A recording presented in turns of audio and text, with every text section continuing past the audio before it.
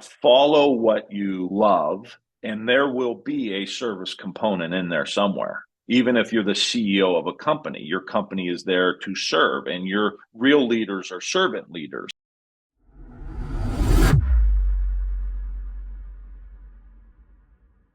All right, Tim, it's so good to have you here on the Learning Leaders Show. Welcome, man. Thank you. Great to be with you. Let's start with something, one of the more important elements of your history that we share, actually. And I love finding uncommon commonalities. One of them is we both were quarterbacks for our high school teams.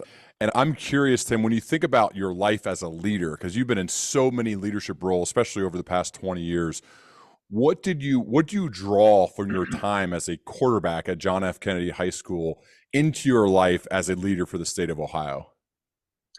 Almost everything. I mean, I can trace back anything I've learned the hard way that helped shape me, or a mindset or approach. It's being a quarterback in a football town like Youngstown area. Warren Harding produced so many great athletes. We were the Catholic school in Trumbull County and in that media market. So you throw an interception in front of 5,000 people, that really sucks. Mm-hmm. And then your coach wants to watch the film at that point, the VHS tape in front of the team, keep replaying it and really driving in the lesson, not trying to hurt your feelings, but trying to drive in the lesson so you don't make that mistake again. I think being able to take the hits, standing for what you believe in, even if you do make a mistake, trying to get the team on the same page, knowing when to slap someone on the rear end, it's okay, and know when to maybe give them a little tough love, that you can do better. That's, you're an extension of the coach. But I felt really blessed. I had my football coach and my basketball coach were pretty hard-nosed guys from Toledo, and they knew how to get up in you to get your attention. So that kind of stuff made me, I think, ready for the political world that I was going to enter. The world of politics is a weird world. I don't know a ton about it, but I did That's start putting following it you. mildly. As a fellow Ohioan, I've been following you for a while, and you do this too. Right? You travel the world. I travel all over the place, giving speeches and doing Q&As and all this stuff at the end.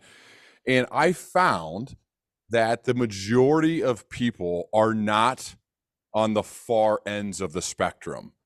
Although Right. those people seem to be the loudest. The ones on the far left or the far right seem like the loudest. The media maybe picks them up the most, but that's Yep. not where the majority is.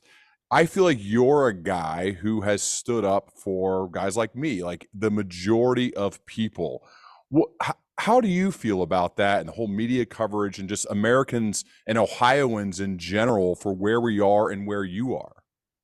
Yeah, I feel like the phrase "the exhausted majority" is exactly where I identify, where you identify. I think a lot of people, and I think the jig is up as far as what the media is doing. They need the conflict, so they need the extremes because that gets eyeballs.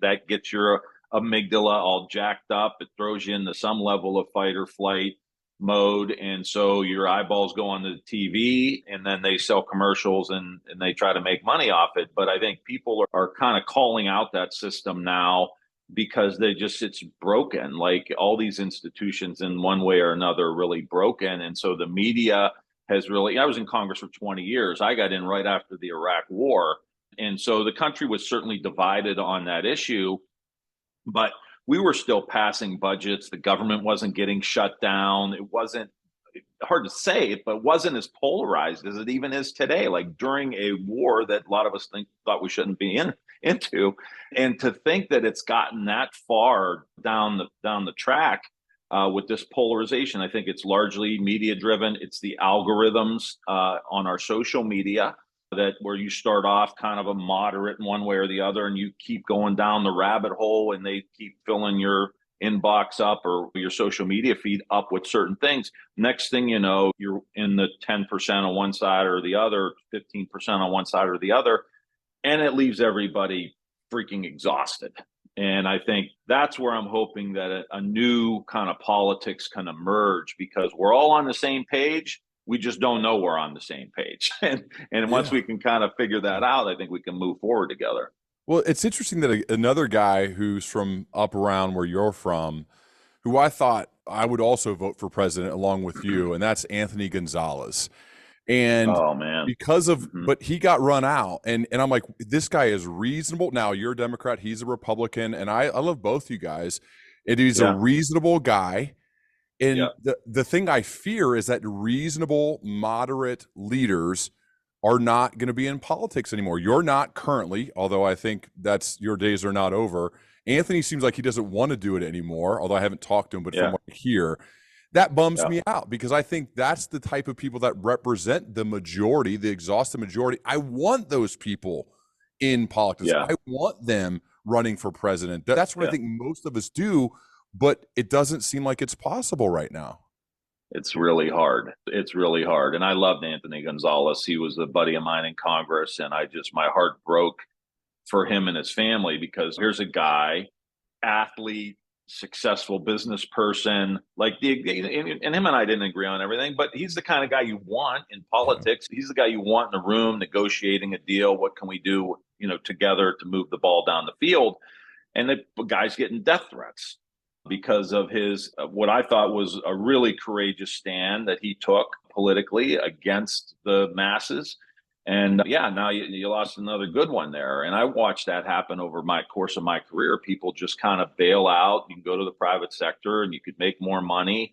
And people think, well, you're in Congress, that you're somehow like scamming the system. And there are a lot of people in there that need to be out. I think we need generational change on both sides of the aisle, new leaders on both sides of the aisle. But most people could do a heck of a lot better outside of politics than in. It's really a service. I went to Catholic school for 13 years, like social gospel, service, helping others, like a mission driven life.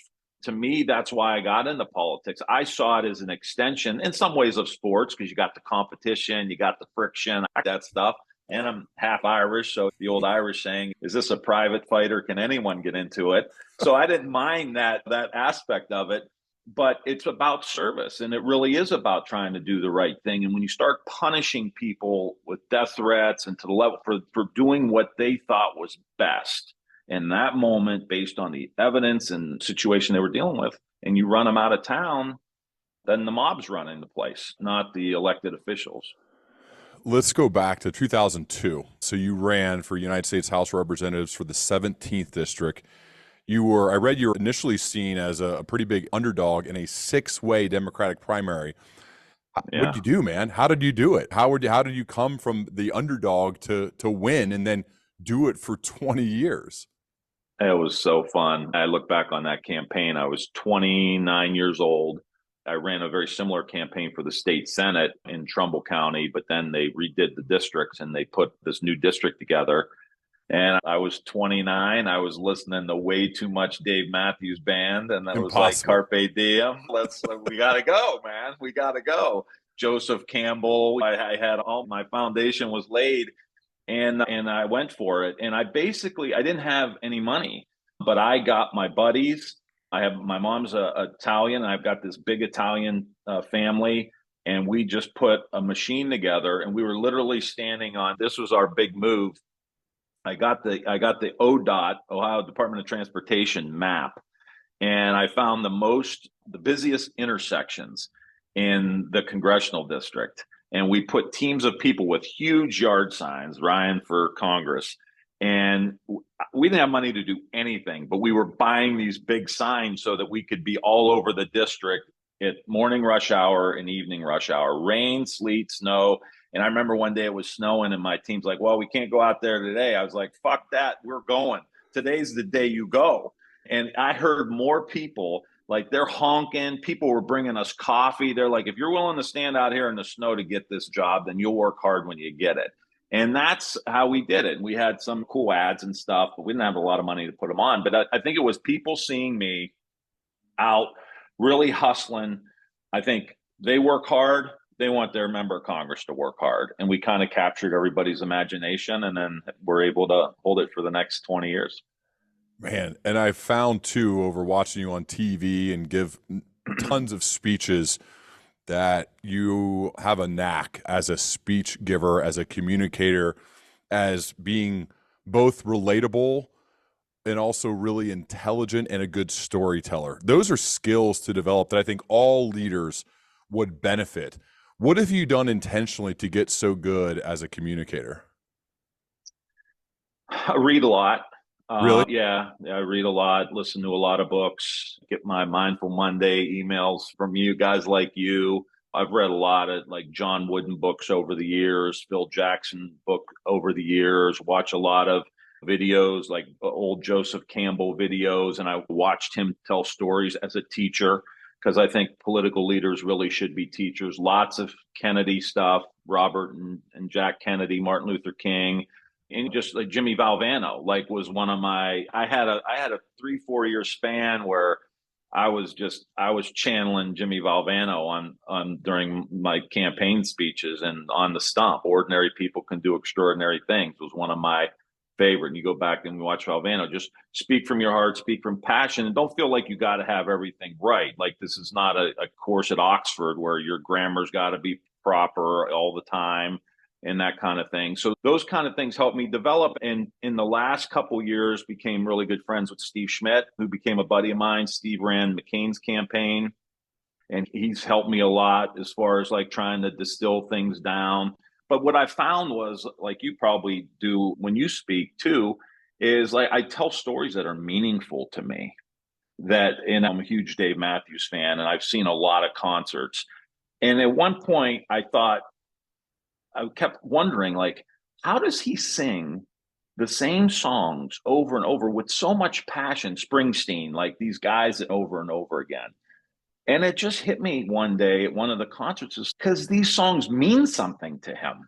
They come from his experience, the depths of who he is, and he could tap right into that because that's what the song's about. And he can channel those emotions and stuff.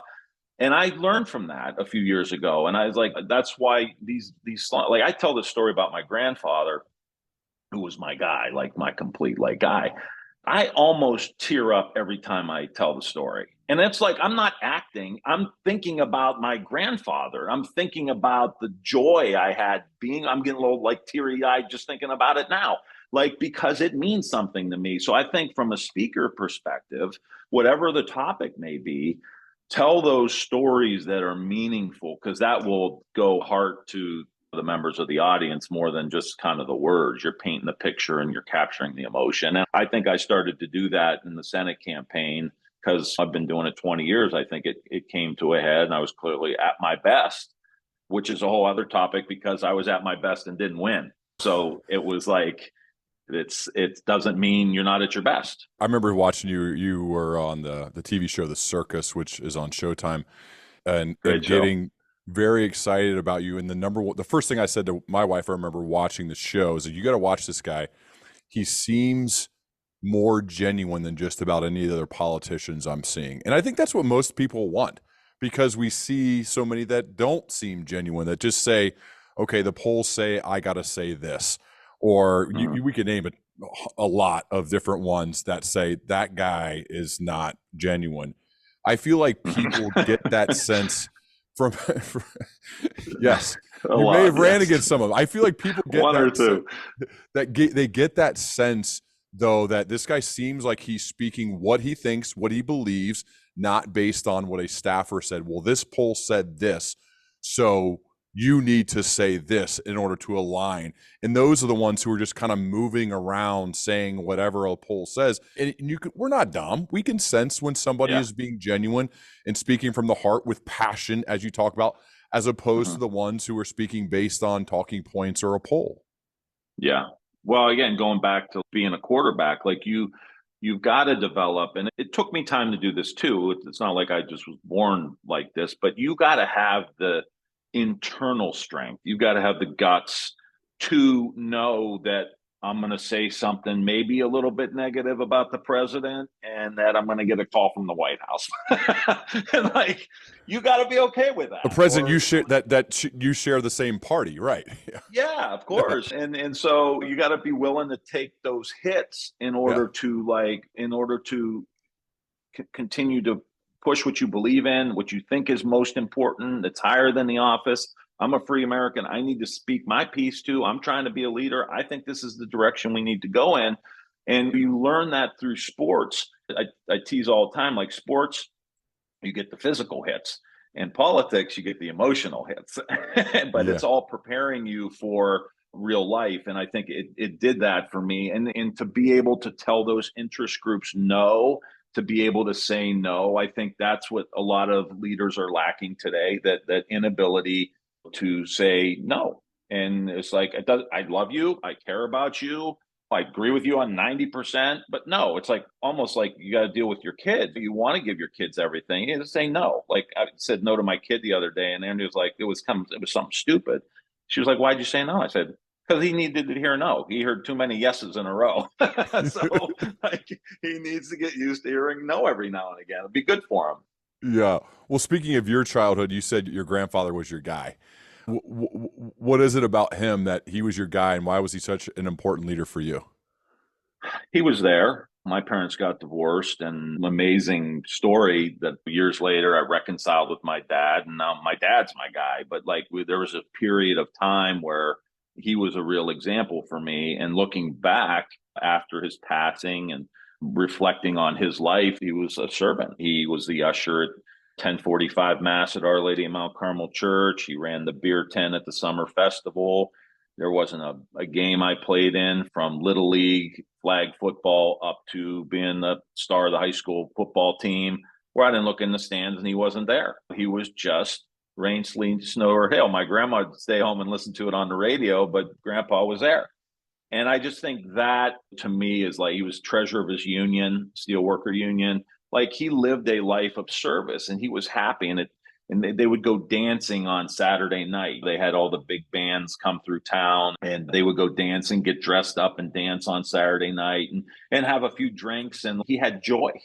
Like he had joy at the deepest levels and real joy. And to me, that's really someone I want to try to be like and try to model. But the fact that he was there and present and set an example, not through like a lot of like getting in your face or that kind of, but just like, grandpa had it figured out. He Mm. prayed the rosary. He had a contemplative aspect to his life where I'd go down to his house and ride my bike. They were about 2 blocks down. I lived in Niles, Ohio, and it's kind of an Italian community. And I'd just ride my bike down there, and he'd be in there sometimes with my grandmother praying the rosary.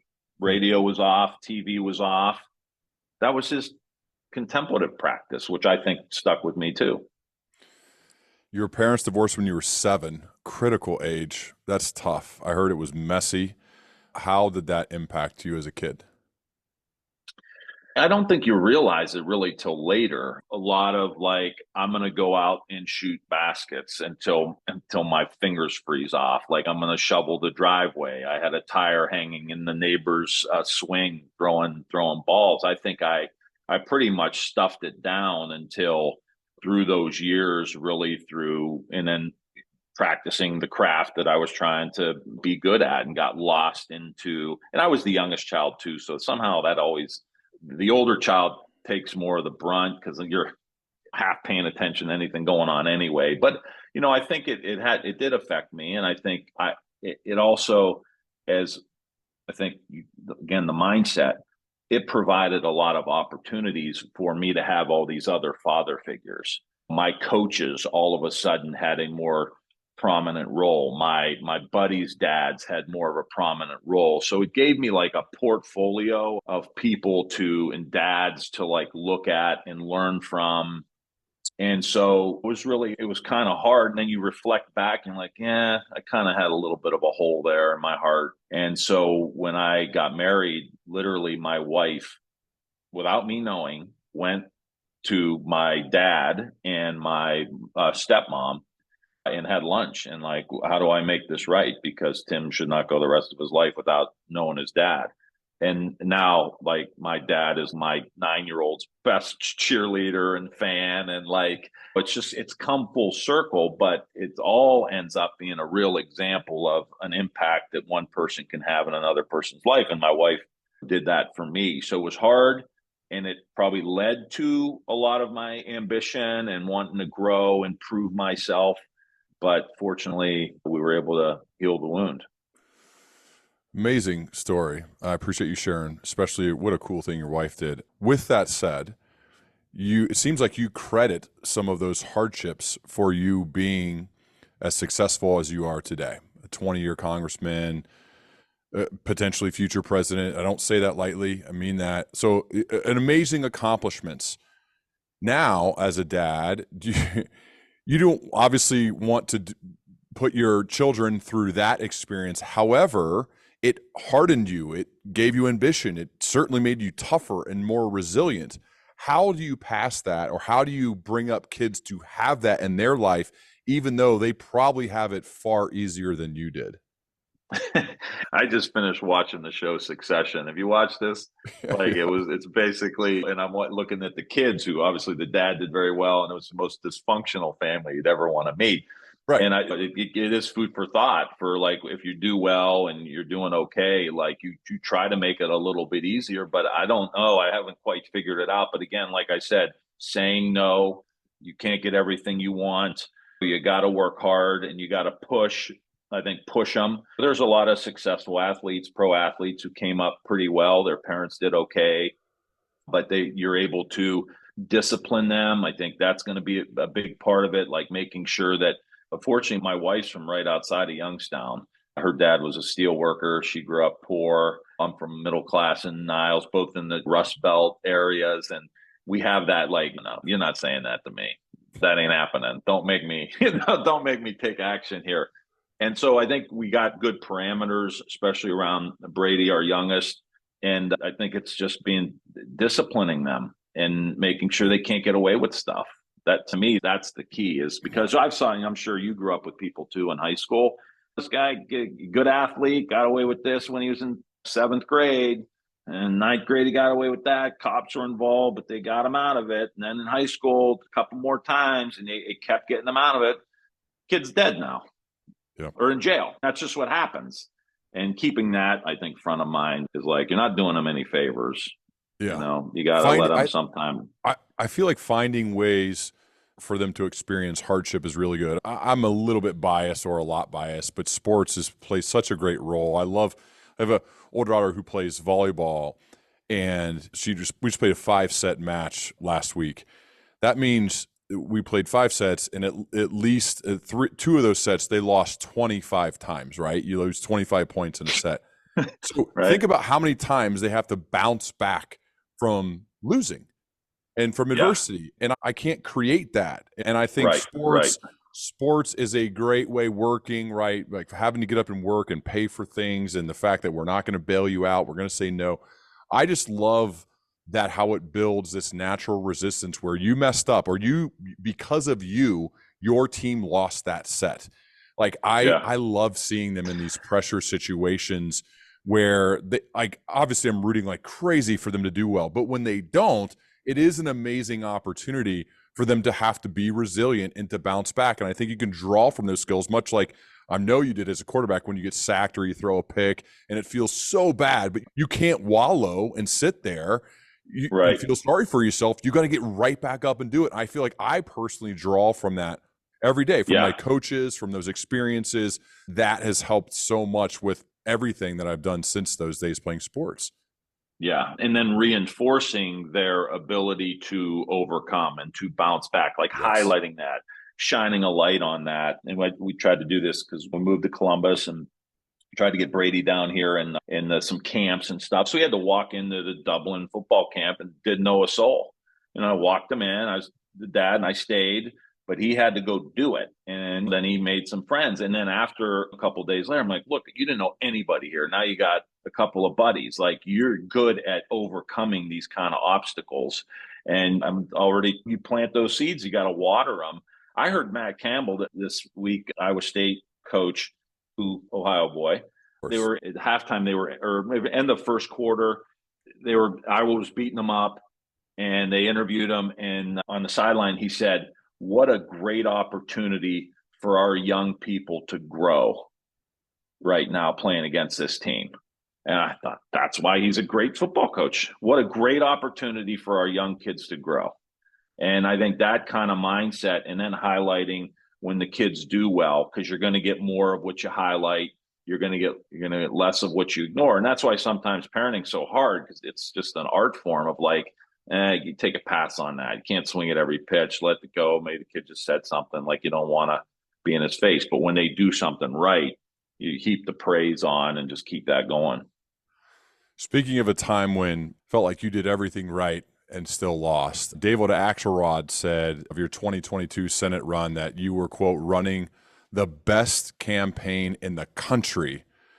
And yet, though, the best campaign in the country may not be enough. What a wild run. It had to be from the inside. And I was watching it from kind of afar, but as a fellow Ohioan, I was interested. What was that like, running the best campaign and not necessarily getting the support from a national level, I guess is how I'd put it, that could have maybe propelled you over the top, but you lost. You ended up losing. Can you just share like what that whole process was like and what you learned from it? Yeah, it's wild. No one can really capture it, I don't think, unless you're actually in it at the campaign level or at the candidate level or the family level. But it's grueling. It's training camp every day. You got to get up and you got to grind. Ohio's a huge state, 88 counties, 12 or 13 different media markets, a lot of different interest groups, and a lot of ground to cover. You get down into southern Ohio and you're like, why am I in West Virginia right now? Well, we got to get over to Steubenville and there's only one way to get there. Why are we in Kentucky? That's how big of a state it is. One of my people I follow, like you, is Ryan Holiday with the Daily Stoic, and just love his books and have read all of them, all his Stoicism books. And there's a saying, like, you're only in control of what you're in control of. And you have to emotionally be in that spot, because if not, you're going to bleed energy. You're going to be off message and you're going to be worrying about a bunch of shit you have no control over at all. And so my whole thing was like, I am only in control of this stump speech, these stories. So I'm going to be in that moment. I'm going to be in that story about Grandpa Rizzy, and I'm going to tell that story the best way I know how to tell that story. When I do that, it taps into my emotions and it becomes a good stump speech. And then trying to navigate how much money you have, it's like you have to know about that because you have to make decisions based on it. But you can't live like, I'm really pissed at Chuck Schumer right now, so I get on the stump in front of 200 people in Dayton and I'm like an angry candidate. That's not going to work. It's like, I called Schumer, I asked for help, I called him again, whatever, it wasn't coming. So you can't, like, if somebody gets hurt during your game, your top running back, it's like, you don't give up.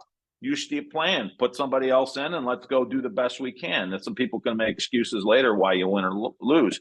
And so really the biggest lesson I take away is that just be in the moment. Just don't take the bait. And everyone's trying to get you mad. Like, well, I can't believe these guys in DC, or it's all right, we don't need them. We're going to win without them. Let's go. I need your help. We got to put yard signs up, and just staying positive. I'm a firm believer in that you do create your own reality, but positivity breeds positivity. Like attracts like. And if the leader is negative and pissy and angry, then you're going to probably attract supporters that are angry, pissy, and negative too. And that's not a very good campaign. It's the happy warrior. And I just want to try to, and really like trying to translate this, and those of us who are athletes, and then you have families, like, how do you translate that in your personal life? How do you translate that into being a better husband, being a better dad? That's really the trick, I think. And that's kind of what the last 8 or 9 months have been, taking these skills that I've developed in the campaign trail and try to do better at home. What is the average day like on the campaign trail? Are you just sleeping on buses, getting up, speech, Q&As, talking, go to the next spot, same speech, Q&A? Like what I've never fully experienced it. What's it like? Yeah, pretty much. Interviews, sometimes local TV, sometimes print, sometimes national. But your job as the candidate is pretty much to just, you stay on message. You're the mouthpiece, you're the vision, you're the mission, you're the energizer, and let other people kind of handle the details. And you got to let go of some of you can't have necessarily an opinion on everything. Sometimes the head coach doesn't call the plays. You can weigh in and now and again, but you got to let the people do their jobs. So yeah, my job was to try to be semi-rested and try to be in the zone. I was doing breathing techniques all day long, meditation all day long, little naps, power naps, trying to eat okay, but trying to be relaxed. And too, I'd have a couple drinks at night just to kind of like unwind, debrief, chill out, listen to some music, like just stay in a good spot, like was my job. And I think it worked out okay. Axelrod is one of my favorites. So for him to give high praise is meaningful. Do you give this like same speech over and over? Do you tweak it based on where you are? When you say stump speech, obviously I've heard of stump speech, I get it, but is it like the same basic talk each time? I would always have a handful of stories that I wanted to tell.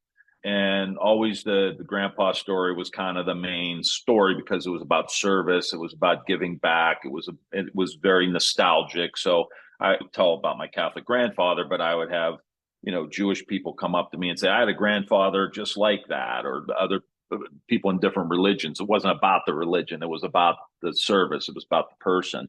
And so I would have a handful of stories that I would kind of interchange. Talking to a labor union, I'd have a good story about that, or business group, or kids, but a lot of them were sports stories too. I've had more than one woman come up to me and say, enough of the sports stories, Ryan. Like, I was like, well, our girls are playing sports too. Like, these are life lessons, but you can't please everybody. But yeah, a handful of stories, a few main key points that you want to make, and then always keep it loose. And I know you do this when you speak too. You got to keep it loose because there may be a joke in there that like you can make that really is disarming. You would have Yeah. Yeah, of course. And that makes it, that interaction is what really makes it go.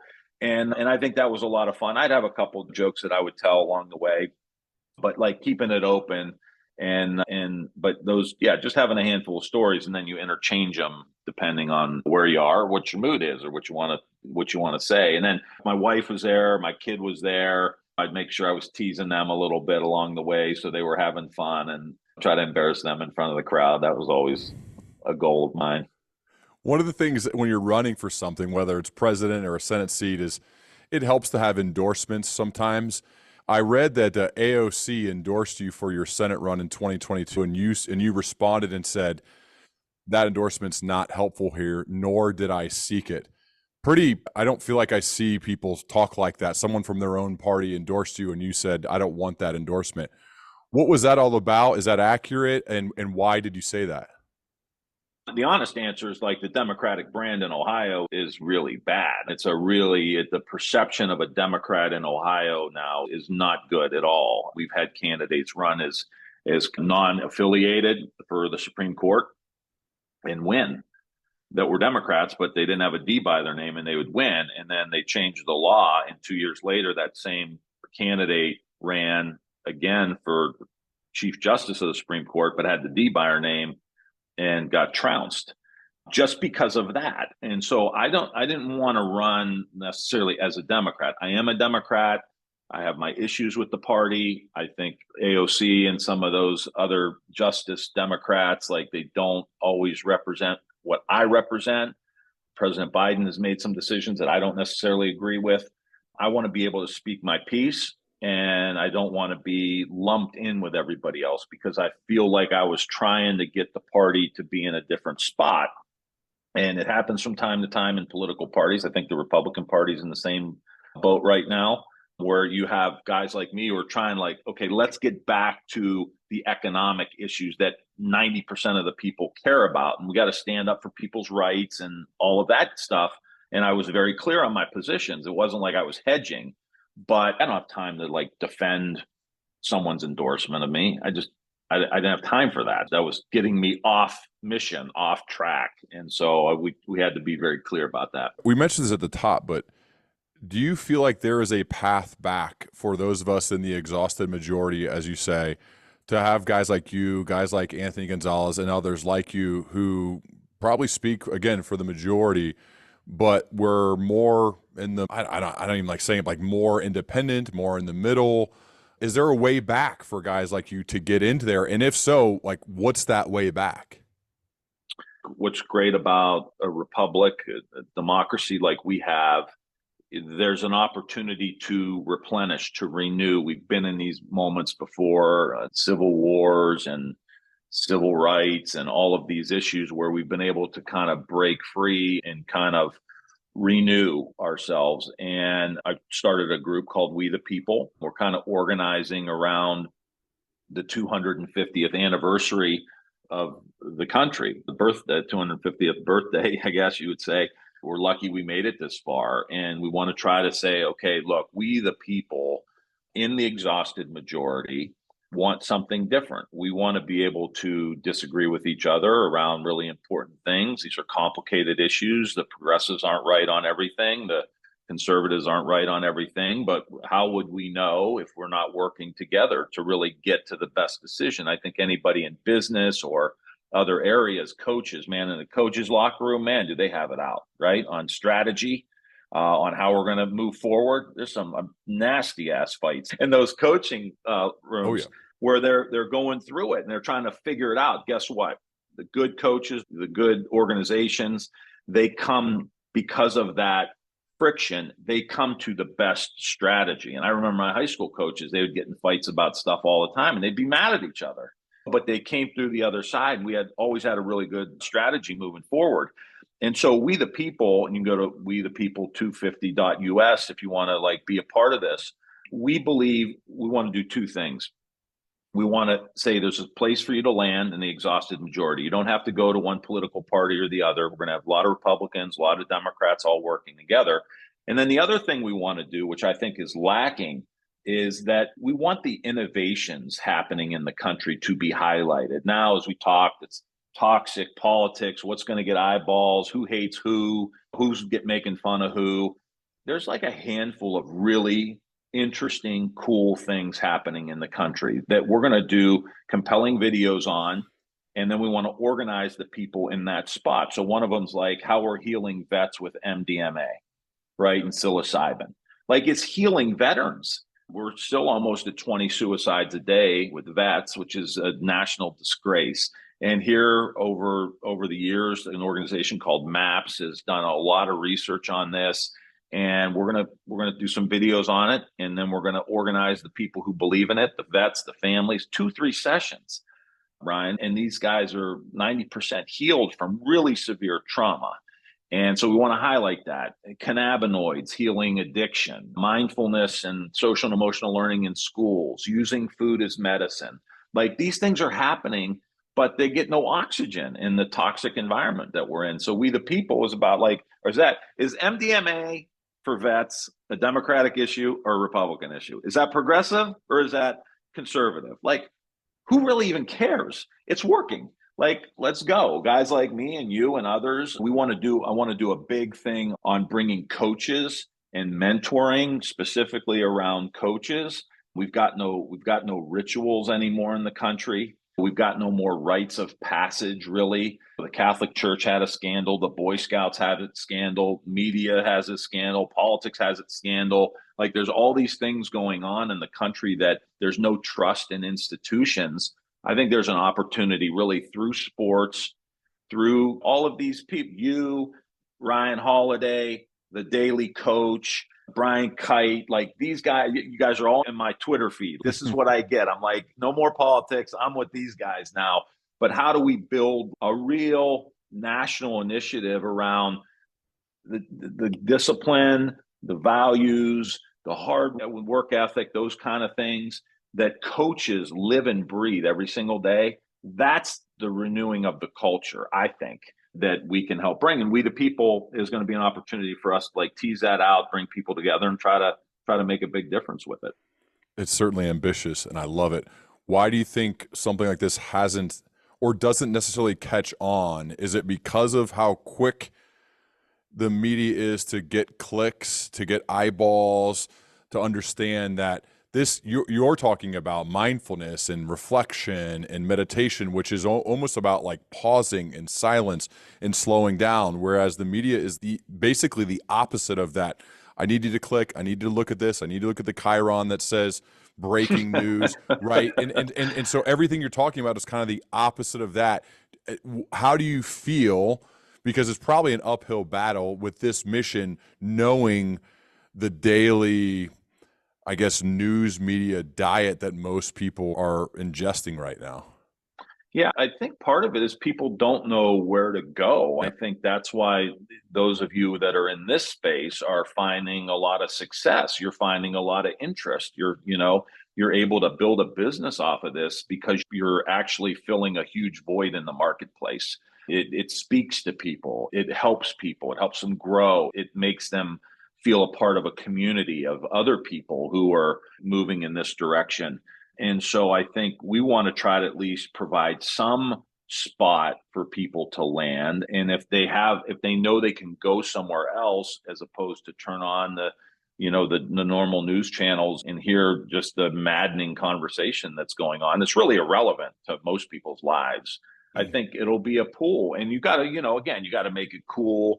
You got to make it snappy. You got to make it fun, but you also, and then we want to provide some resources too. I want my first, like, I think making contemplation, meditation, mindfulness like a radical act for people to see it. Like, yeah, I want to be against the system, right? I was in my first long meditation retreat with John Kabat-Zinn, who was really the guy who brought secular mindfulness practice, kind of stripped it of the religion and brought it to the West and started studying it.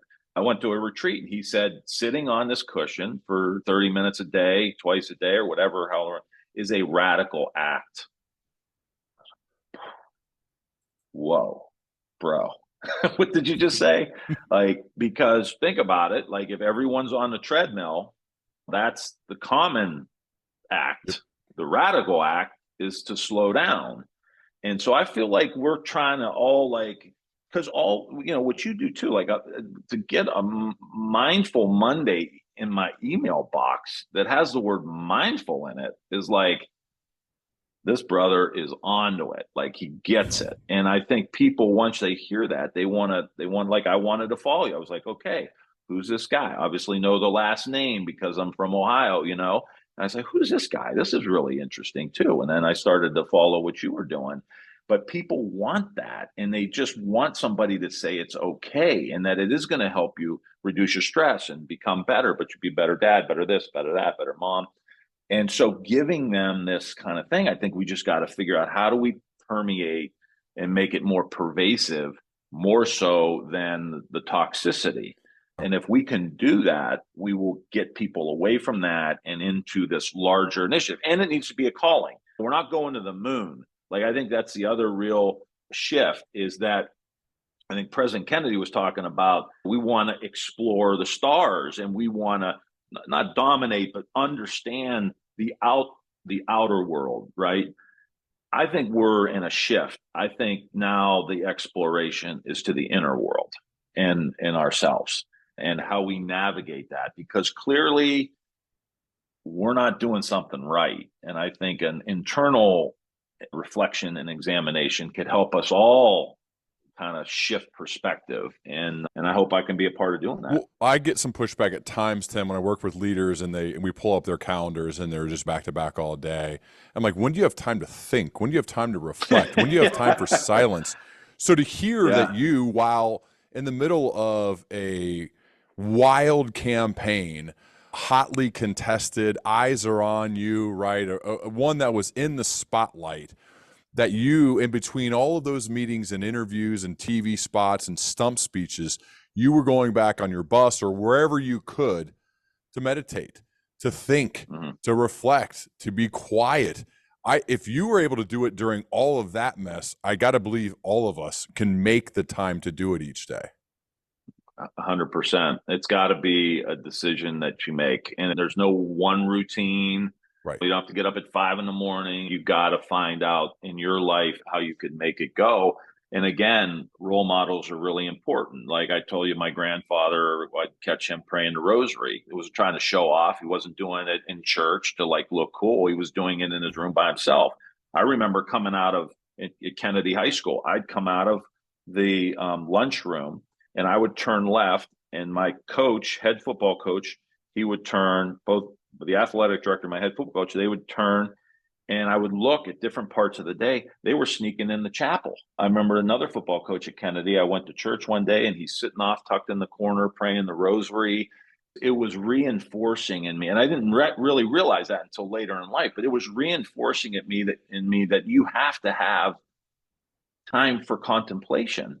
Like that's an important part. If my head football coach can find time during the day to pray, to connect to a higher power, to calm down, whatever, like that must be really important. Hmm. And then to see Jimmy Valvano in his great his speech, laugh, cry, and think every day. And so I was fortunate because I felt like everywhere I turned, somebody was making that okay for a dude, sports guy to participate in that. Phil Jackson, I remember growing up, I'll be 50. So the Bulls Yeah. were the team and listening to Phil Jackson and that. And I bought his book, Sacred Hoops, and I read it. And then he had books that he read in there, Zen Mind, Beginner's Mind, and I can't remember the other couple. But I went out and got a couple of those books that influenced Phil Jackson. And now I every couple of years go back and reread Zen Mind, Beginner's Mind. And so that's why I think the coaching piece, what you guys are doing, is so important because politics is downstream of culture. And what we're trying to do is influence the culture. And you do that by influencing leaders, but you also do it by getting in the schools and coaches and teachers. And that's how it just exponentially grows. You've brought it up a few times, and I held it to the end, but I was dying to ask you. Dave Matthews comes to Columbus, Ohio to do a concert for you to get out the vote. And I just thought, oh, I remember I think I was at one of my daughter's games that night because I would have driven up there for sure.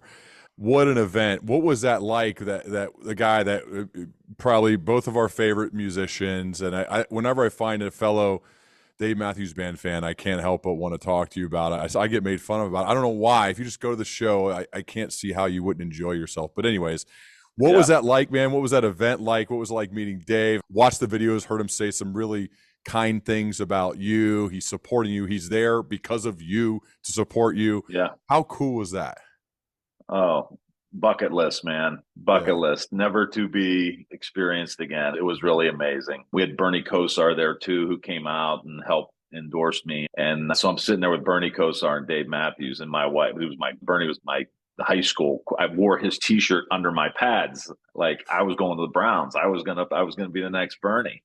And my wife looked at me, she goes, "You are living the dream tonight." Absolutely. But it's because like I like him, in some sense fanboy and all that, but his songs mean something to me. I ran for the state senate at 27 years old. I had the guts to run for Congress because of what his music, what it did for me, how it spoke to me, how it moved me, how it inspired me.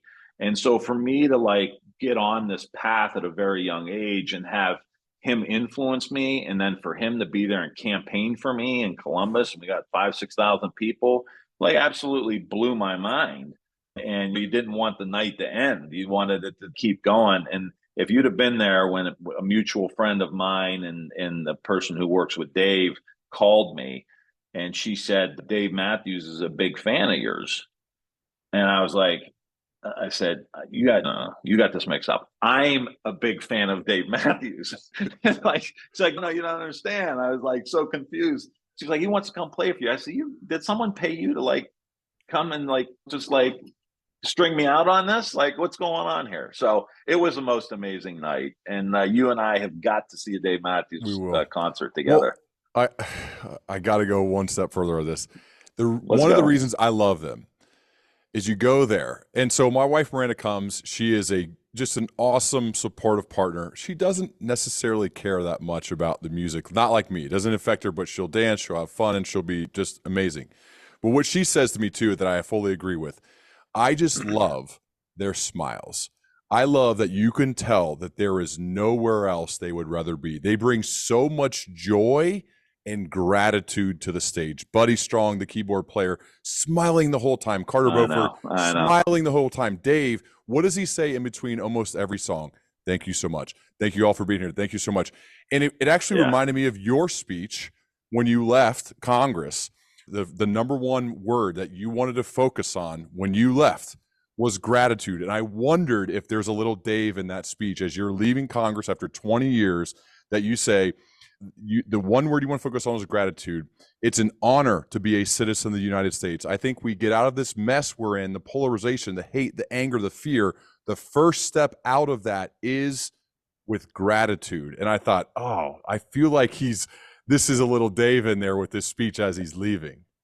Yeah, I'm sure it's stuck in there somewhere. But yeah, I think those guys are, as I mentioned, I saw two shows in Chicago this summer, and it's like there's no one having more fun in the whole place of 20 or 30,000 people than the band, than Yep. Dave Matthews, because it's just such a powerful emotion. Like gratitude is just, it is the game changer.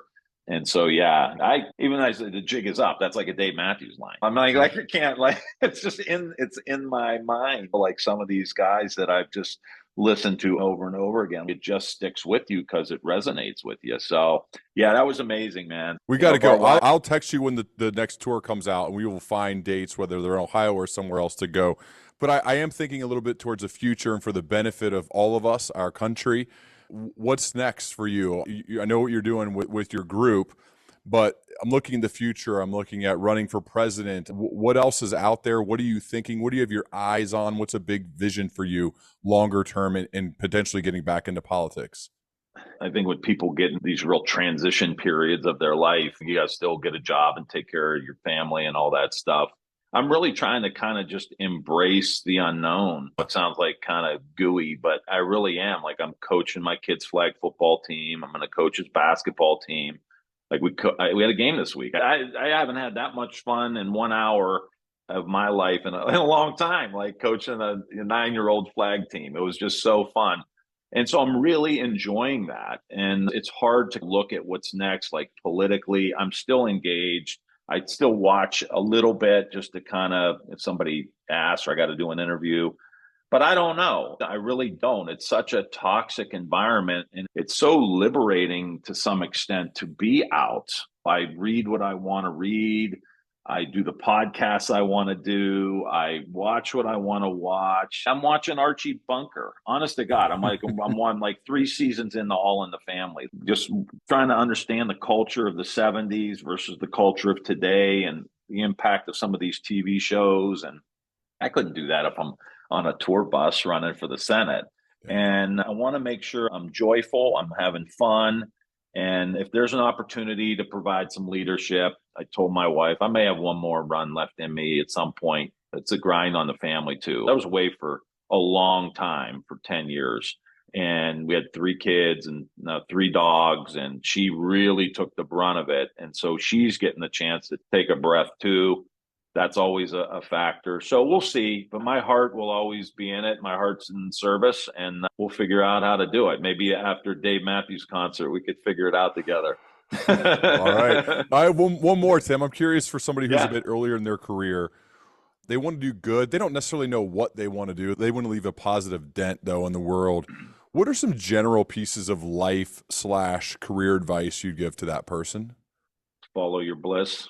Honestly, it's become apparent to me that's probably the mantra that everybody should have, because you need to be doing something that gets you so excited that you're going to be really good at it. I was never a super great student, but I started getting on these tracks of things that I was really spoke to me, and I would read and read and read, and it wasn't necessarily in the classroom or in the college textbook.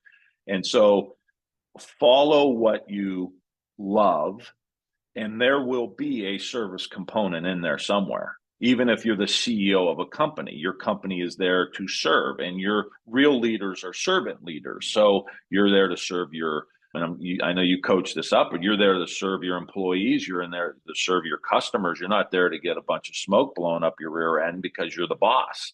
It's a complete opposite of that.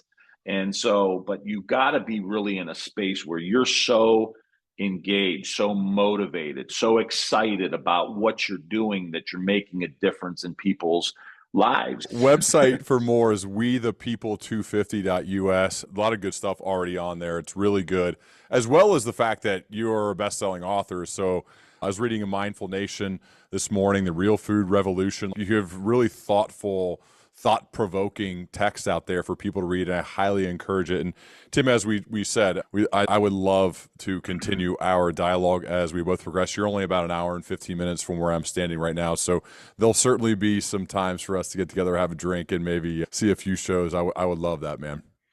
That'd be awesome. Let's do it. Keep up Love the it. great work. Thanks, All man. right.